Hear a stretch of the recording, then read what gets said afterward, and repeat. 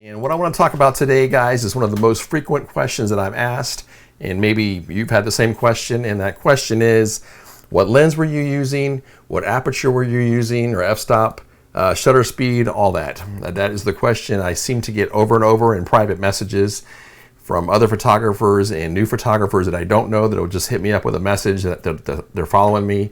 I don't mind sharing that. I'm not one of those guys where I've got something to hide. I mean, we've all been at the beginning blocks of photography. Some people are way back here, some people are here, some people are way over here. I'm not one of those guys that I'm gonna, hoard what I know. I'd love to share with you. I'd love to help others, and there's many that help me. So we're all in this game together. So again, just wanted to share some of that information with the images that you'll see on the website here. There's a small handful of images that I use, kind of my toolbox for family portraits. This is actually the family portrait section of my website. And those lenses are the 7200 2.8, the 135 f2, the 200 f2, the 85 1.2, and then I will bring the 2470 or a wider angle lens for more of a full shot.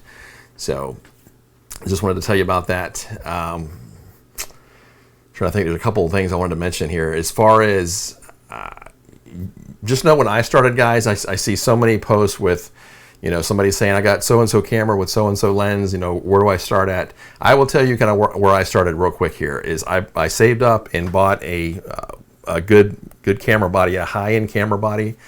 And then what I did was I actually rented a higher-end lens, and I would rent that for several weeks at a time. And what I did was I took that lens and then advertised and then got some great shots. This is when I felt comfortable with moving up to a higher grade lens. And I would rent the 2470, I would rent the 7200, and I would get some beautiful shots and advertise with that. And then clients would continue to book. And then I was able to buy, whatever lens I was looking for at the time. Then I would utilize that lens, buy my next lens, and again, this is over a 10-year period, so I've kind of built my toolbox that way. There's different ways to do it, but just sharing with you guys what I have done for me. So anyway, with that babbling, let's go into the images here. So I'll tell you, the first thing I'm going to do is I'm going to blow this guy up a little bit here so we can see it. So this particular image was shot at the Sugar Mill Gardens here in Port Orange. This image was shot with the, and you know what? Let me swing myself over here. This image was shot with the 7200. I was at 2.8, and I was also using external lighting on all these images that you're going to see.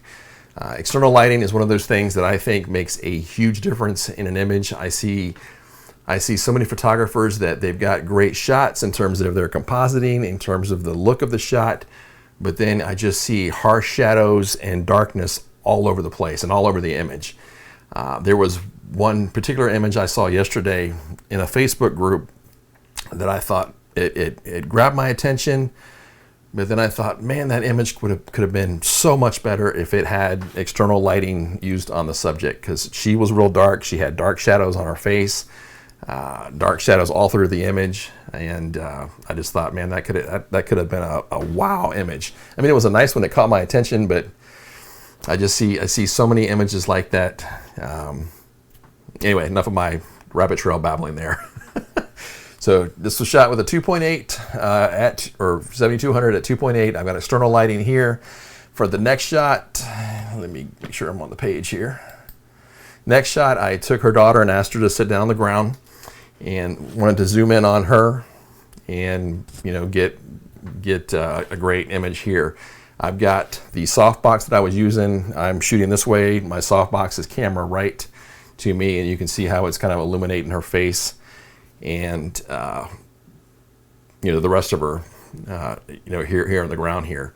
Lighting is one of those things that I just think photographers need to master and get a hold of and understand. And like I said, I see so many great pictures where the picture's nice, but it could have been so much better if it was illuminated, with external lighting.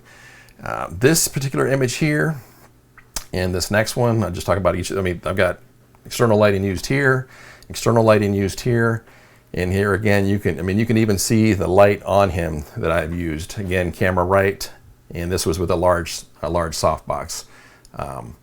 I am one of those photographers, and I've talked about this a couple of times, is I want to be able to draw you or kind of pull you into the image. This is one of the things that I learned early on. It's one of the things I mentioned to a mentor of mine, and he said, James, you've got it. That is exactly what you need to be looking for. And where I'm going with that is, when I take a picture of an image, even when I look at an image, I want to be pulled into the picture. I want to be drawn into the picture.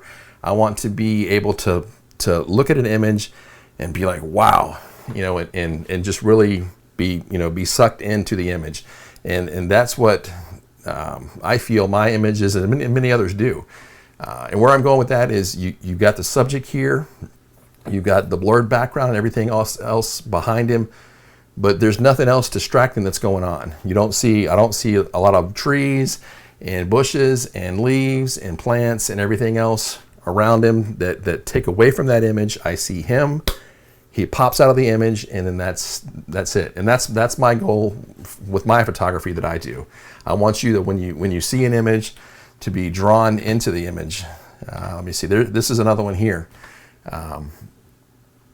You see this woman, you see her son, and immediately that's all I see. I'm pulled into the image. That's the subject, and everything else around them and behind them, I don't want to say is irrelevant, but really it is at that point, because I want you to focus on them, and that's what I did here. Another image where I should have taken, and actually during this session with her, I did a before and after, and I should have included that one in this video. But this one, you can see, obviously I've lit both of them up with a large light source as well. You can see the catch lights in both of their eyes. This is not an external flash head. This is a large softbox that I use. Again, using it here, using it with this guy, and the images, it makes such a difference when you have an external light source of some kind on your subject. So just wanted to show you a couple of these images here, guys, from the site. I don't want to take too long and go on with the vlog here, but just wanted to show you how I shoot, why I shoot the way I shoot, and just the importance of external lighting on your images. I mean, there's going to be times, I think, let me go on, where here I'm at a park here in the area. This is I didn't use any external light source here. This is all natural lighting. I didn't feel like I needed to at this point because of how these came out. But when you're when I'm in a darker area, such as the gardens here, where there's a lot of foliage and stuff around me and over me, and I know it's going to make shadows and things on their face, that's where the light comes in. This area was really wide open right here. I mean, you can see where she is, and you can see the trees, I mean, way, way, way behind them. So I didn't feel like there was anything, in the way that would cause issues. I mean, look at the spacing around where she's at, and just the distance between where the trees are from her. Anyway, no light source needed here. I think the images came out beautifully, and I had a great time. So I will use, like I said, I will use lights depending on where I'm at, and depending on what kind of look I'm going for, and it just makes such a difference. All these images were shot at either 2.8 or f2. Again, going for, sorry guys, I'm getting pulled into the image myself, but just going for that look and feel where the subject stands out from everything else going on in the picture, and that's what I want. That's what I want, your eyes and everything else to be drawn into that image. So again, just a quick vlog, guys, just letting you know kind of what's going on with me in terms of this, and I hope this has been interesting for you guys. Again, that's just my style of shooting, is usually at f4 and below, or is it f4 and higher? I always forget which way that goes. So f4, 2.8, 2.0, and then down on to 1.2 is what I love to shoot at. It's just kind of my style. That's what I love. And the nice thing about the compression on, say at f2 at 200, is I can take a family of 5, I can position them back, at a distance, and I can shoot at 200, I can shoot at f2, and that entire family of 5 will be in focus. no problems there. So yeah, just something I love to do. I love to just blow out whatever's behind them and just make them the subject of the focal point of the image, I should say. Anyway, hope you guys have enjoyed that, and just wanted to show you guys a couple of images on here, and I will catch you on the next VL OG. All right, take care, guys.